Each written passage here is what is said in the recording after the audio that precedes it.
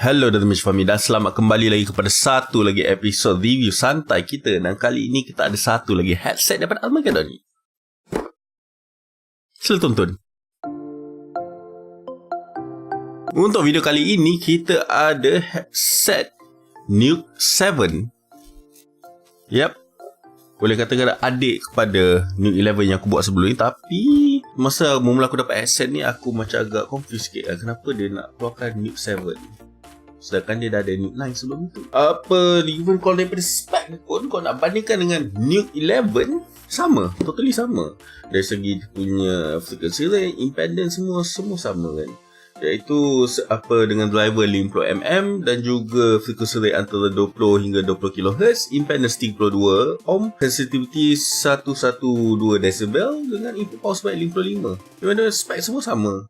Jadi aku tak faham kenapa perlukan keluarkan versi ini kan. Cuma antara perbezaan ketara dia yang aku agak adalah RGB-nya. Ya, NUKE 7 dia tidak mempunyai full RGB seperti NUKE 11. Tapi takkanlah sebab itu saja kau nak keluarkan model lain kan, takkan hanya sebab itu saja. Apa pun, jom kita tengok, jom kita buka dan bermula daripada sekarang. Oh, sorry. Oh, keluar dah semua. Nampaknya ada sedikit melekat dengan plastik. Okey, dan kita keluarkan dia. Kita keluarkan sekali dengan punya stand kat dalam ni. Okey, apa yang ada dalam kotak ni adalah headset. Satu unit headset. Stand dia dah boleh kita buang. Dan juga manual. Okey, jom kita tengok NUKE 9 pula NUKE 7 ini. Alah, ini aku paling tak suka ni. Plastik yang cover dua headband ni. Man.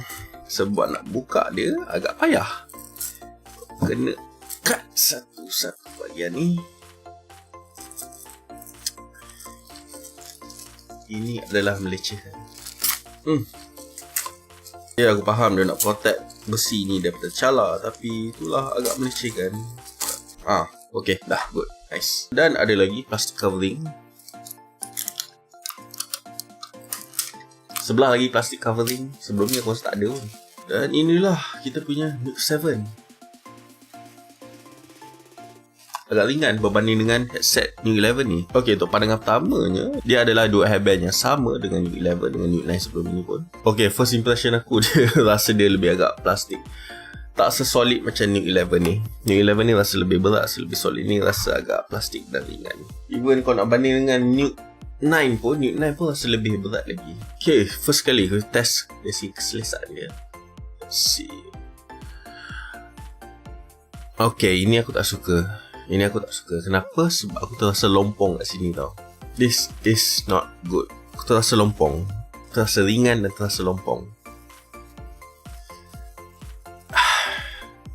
Dia just rasa murah. Aku tak suka rasa tu. Nak banding dengan this is just nicely fit and clamp. Tanpa clamp yang berlebihan sampai kau rasa kepala. Okay, pandangan pertama, dia adalah sebuah dua headband macam sebelum ni juga. Close ear bag dengan skirt outer punya cup. Serius aku tak suka rasa plastik ni kan. Saya sekali. Fine, dia tak cengkam kepala kau, tapi itulah masalah, dia rasa tak fit. Dia rasa lompong, dia rasa longgar. Aku rasa macam ada yang tak kena, macam kekurangan dalam hidup aku bila aku pakai benda ni. Dan sambungan yang ada adalah USB.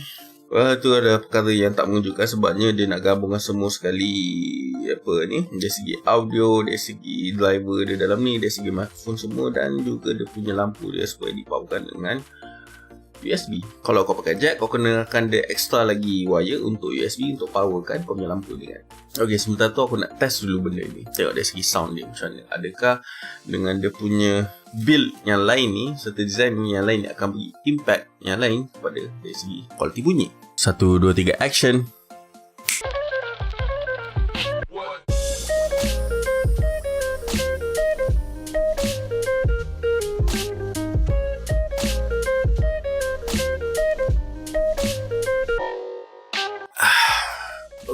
Okay, lepas aku dah cuba beberapa round gaming dengan NUKE 7 ni, dia sekadar okay je tau. Dia sekadar okay je. That's the thing is, kalau nak bandingkan dengan NUKE 9, nak bandingkan dengan NUKE 11, terasa dia macam sedikit muff, macam agak bertapis.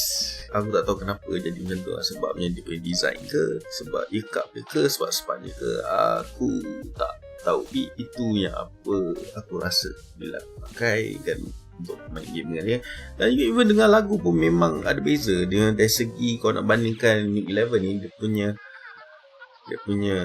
bunyi dia punya high dia macam lebih sharp lagi. Tak bandingkan dengan ini macam agak muff, agak bassy. Aku tak tahu apa dia nak buat kan. Padahal tengok dia punya spec, dia menggunakan hardware yang sama kan. Tapi itu apa yang aku dengar dan apa yang aku rasa.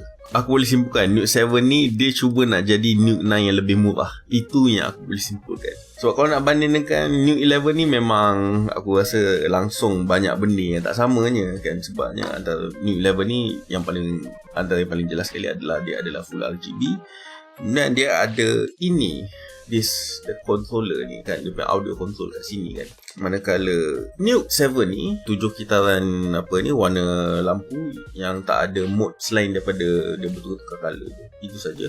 Dengan dia punya volume control dia pada bahagian earcup ni. Dan tak ada cara untuk kau mutekan mic ni, tak ada butang, melainkan kau kena secara manualnya pada Windows setting untuk mutekan mic. Dan untuk siapa yang minat, boleh dapatkan di link Shopee yang aku akan sertakan sekali di bawah description bawah ni, dengan pada harga RM109 sahaja. Sebelum aku nak akhirkan review aku kali ini, untuk setiap video, setiap kali korang komen, aku akan jawab soalan korang tu di video yang akan datangnya. Jadi aku nak cubalah format baru macam ni kan, saja untuk rasa lebih interaktif dengan korang. So nampaknya aku punya DJI Osmo sudah kehabisan bateri kan. Tak apalah, aku cuba jawab lah dengan, sebab aku ada pasang dua kamera ni, yang webcam lama aku ni masih on lagi kan. So jadinya aku akan jawab di webcam lama aku ni. Okay, dan soalan pertamanya daripada Alif Malka sendiri. Ya, Alif Malka daripada NUKE Gaming Malaysia. Halo bro, mic DJI Pocket okey tak? Aku ada record dengan mic yang aku pakai sekarang ni, Blue Snow Boy, dan juga aku juga masih record dengan DJI Osmo Pocket punya mikrofon. So jadi kau dengarkan perbezaan antara dua ni kan. Hello Dutch Family, dan selamat kembali lagi kepada satu lagi episod review santai kita. Dan kali ini kita ada satu lagi headset daripada ARMAGEDDON ni. Hello Dutch Family, dan selamat kembali lagi kepada satu lagi episod review santai kita. Dan kali ini kita ada satu lagi headset daripada ARMAGEDDON ni. Macam mana bro? Okey tak? Okey, seterusnya daripada Ivan Tan tanya, hello, kamu umur berapa?